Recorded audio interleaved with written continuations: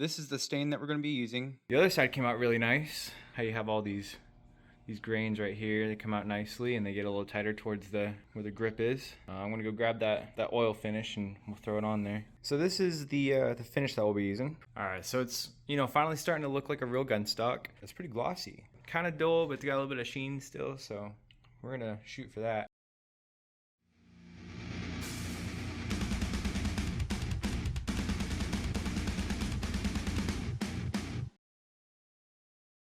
My last video was in regards to FTT211, which is, I can't remember exactly what the class is called, but that's the one where we built this.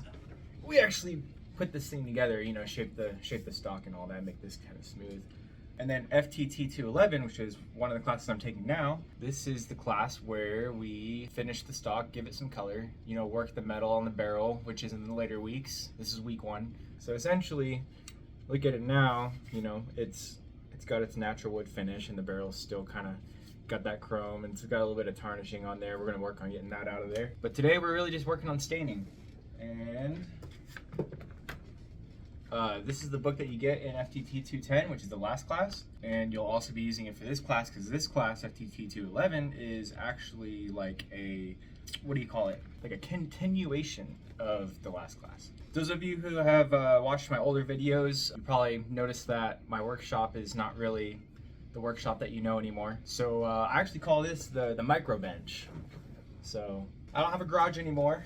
It's a long story. It's a story for another video. If people ask about it enough, I might actually put a video out on everything that went down with that. But this is really just one of the rooms in my apartment now. It's actually pretty decent size. Kind of my command station where I play all my Tarkov and do all my video editing. Right next to it, I have the convenience of my reloading and gunsmithing bench. It's small, but everything's right here. So yeah, like the bright side of things. It gets really messy and cluttery really quick, and I do not do well with clutter. A good 15-20% of my videos is me just cleaning up in the middle of a project over and over and over again. But that kind of proves the idea that you should apply for SDI and start taking classes with them, because a lot of people tell me that they can't do it because they don't have a workbench. Well, I mean, you can do projects on this. As you get later in your degree, you do bigger projects and you don't require more space, but it would be nice to have more space for those bigger projects. Ironically, as I got later down my degree, my workspace got smaller, so it can be done. I'll put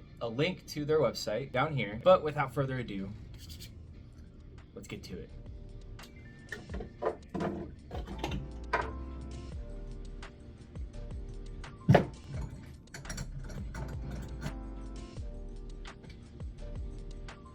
So I actually meant to do a little more preparation for the video. All the metal parts have to come out. You gotta strip the stock down to where it's just wood.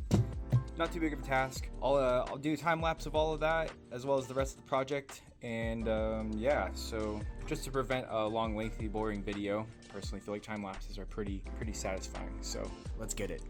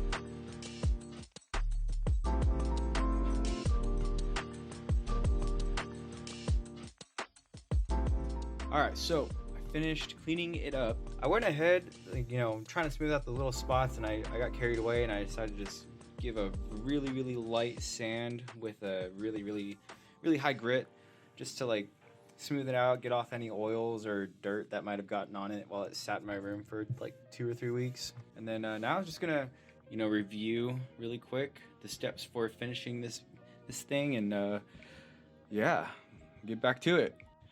Alright, so I actually had to get kind of creative here. So I need to suspend the stock somehow. So I got kind of crazy.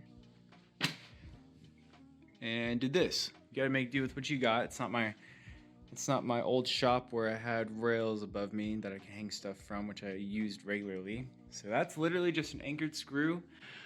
And yeah, that's a charger.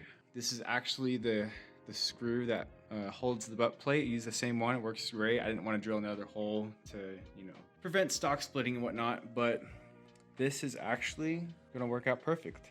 I just cleared this whole area out of my apartment like yesterday and ended up not using it, but turns out after all I got a use for it. Now this is the stain that we're gonna be using. Looks like just, you know, one that you could get from like Home Depot or whatnot, but it should do fine. So essentially what's gonna happen is it's gonna bring out all these grains in the wood. I didn't check to see if it's a water-based, but typically a water-based stain will actually bring out the grains in the wood and you have to sand it down again. But we'll be doing that anyways with steel wool. That's part of the assignment. So yeah, I'll just set the camera up and we'll get to it.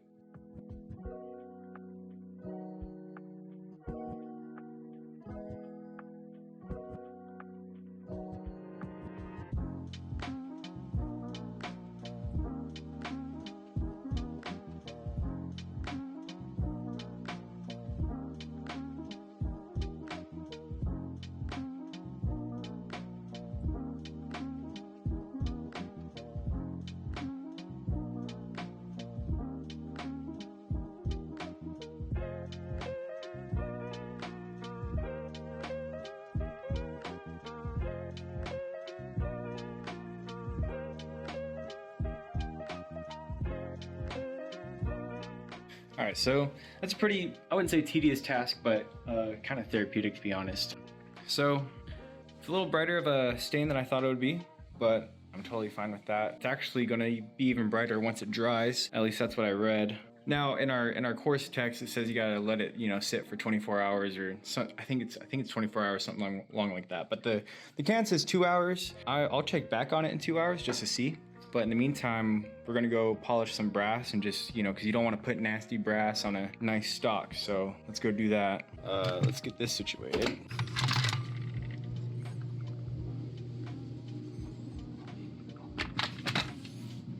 So in my video for the last course, we, I think it was like, I don't know, the 4th or 5th week, we polished all this brass because it comes with all the machining marks and whatnot. As you can see, I kind of rushed towards the end of the class. I mean, I've been told it looks okay, but that is nothing close to how I'd want it to look. So we're gonna go ahead and touch this up and make it look really pretty.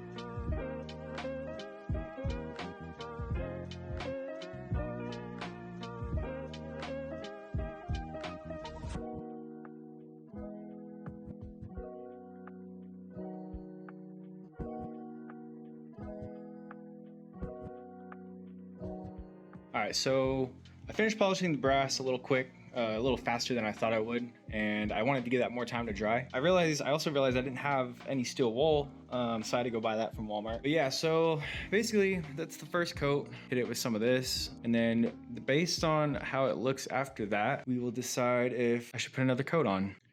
So it's mostly dry. I noticed that when I was taking the steel wool to it, there are some places in like pockets like that where the what's it called, the stain wasn't fully dry. I'll kind of want to put another coat on it anyways, but it's getting kind of late, so I got other stuff to do. But I'm gonna put another coat on it, let it dry overnight. Tomorrow I'll come back, start filming again, and then we'll pick up from there.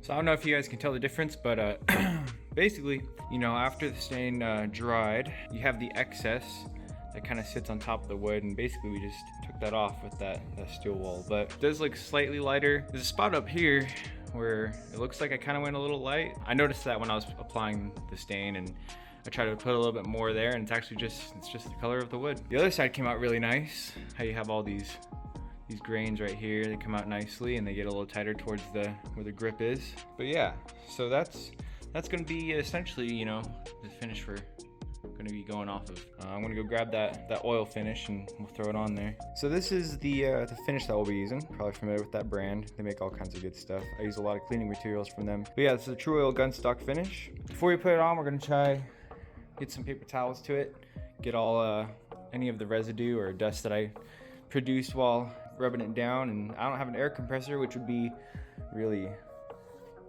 convenient, but we're just gonna use the vacuum for now.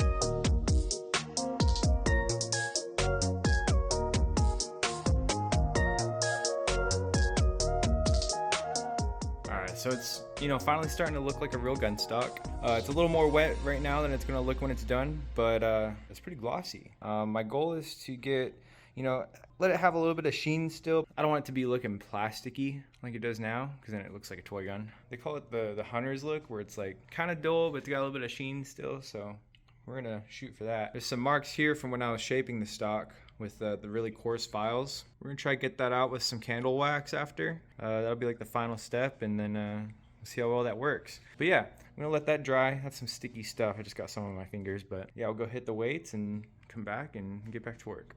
All right, so got back from the gym.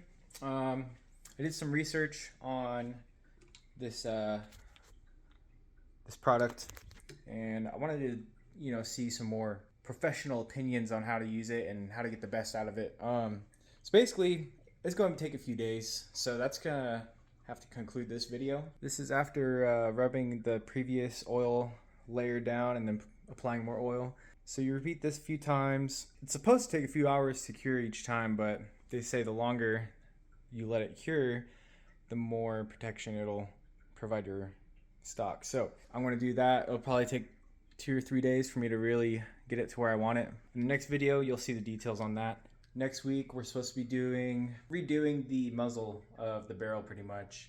Not necessarily recrowning it, that's a much more tedious and invasive task. But in the beginning of that video, I'll put the rest of this as a time lapse in there so you can see how it came out. So the next few days, this is gonna be hanging here. I'll be finishing it up. So that being said, just stay strapped and don't trust anything you see on the media. Later.